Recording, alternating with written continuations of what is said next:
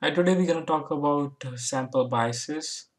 First one is data mining bias. So it arises from by relying too much on data mining practices.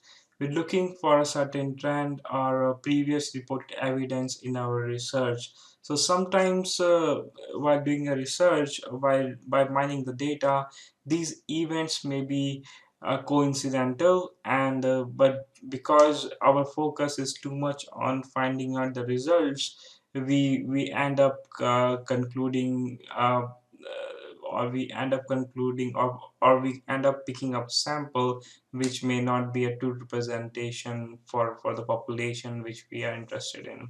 Sample selection bias is like our samples may not be random or may not represent the population itself, so that's a sample selection bias.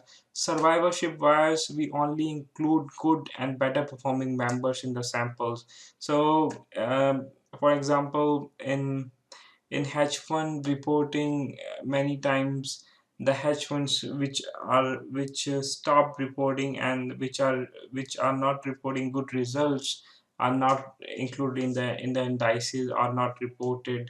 So in those cases we can say only the good and performing hedge fund reporting is included. So it's an example of survivorship bias. Second one is look ahead bias. We want to project about the future. We want to know about the future, but our testing, we are testing on the past data, on a stale data which is not a representative of future events.